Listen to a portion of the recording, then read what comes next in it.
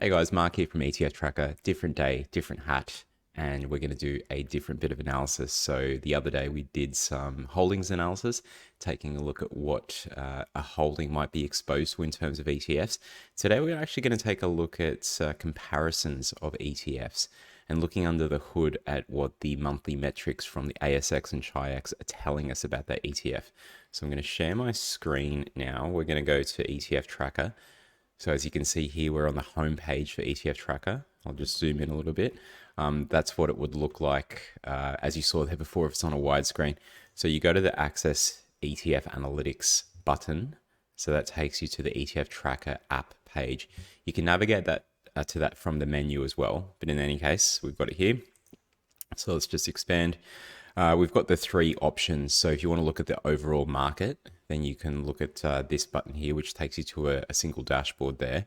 You can look at ETF analytics as well. So that's if you're interested in what's happened during the month, ranking things by what was the most inflows, outflows, performance, other things and transactions, whatnot. The other one is to look at a single ETF, and that's via the ETF Snapshot. So if we go to that page here, it'll default to something that we were looking at, which is ACDC. But we heard on Rask Australia, so we were listening to them before, and we see it a lot. People talk about VDHG, for example. So this is an ETF that contains other ETFs inside it, and it's been quite popular just because a lot of people, they want that simplification when they're looking at ETFs instead of having to pick and choose what it is, what different ETFs you have and how much to put inside each one of those. VDHG already has a lot of that, so it takes care of the allocation there. So it buys into VAS and VGS, and there's a fixed income bit of it and more. But anyways, if you're looking at a particular ETF, what you can see here is this first tile, which is the performance. There's also size. We can see performance has been growing quite well. We've had this in ETF Tracker. The data goes back to November 2017. And since then, we can see how the net inflows have grown as well. So it's been getting more popular. You know, we're seeing it in Reddit and Facebook and other forums for a reason.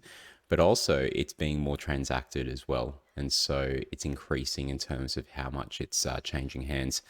Its tradability is really good as well. So tradability, we will look at the spread percentage and we also look at liquidity.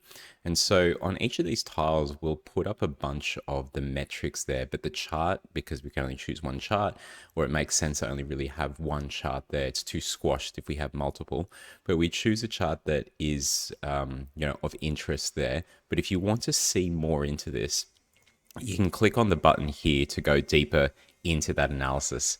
And then if you want to go back, so we can see here, there's liquidity and there's also spread. We can go back. And then we can also look at other things like distribution yield and management expense ratio. So some of these where there isn't much more other than this single chart that's on there, distribution yield, which is looking good because it's been getting higher and higher for VDHG. There's no further to go. So we've only got the info button, but it tells you a little bit more details about that.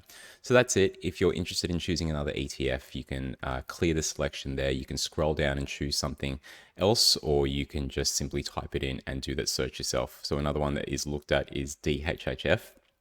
So this one has strong returns. It hasn't been around as long as VDHG. We often see talk in Reddit and Facebook groups and other places about, do you choose VDHG or do you go Dhhf? VDHG has fixed income, so some people might not want that because they're not at that age yet where maybe they want to look at fixed income, but it doesn't matter. But yeah, you can see the net inflows here, transactions, tradability, distribution yield. It's not as high as VDHG, but it is early. So these are the type of things that you can do with ETF Tracker. Cheers.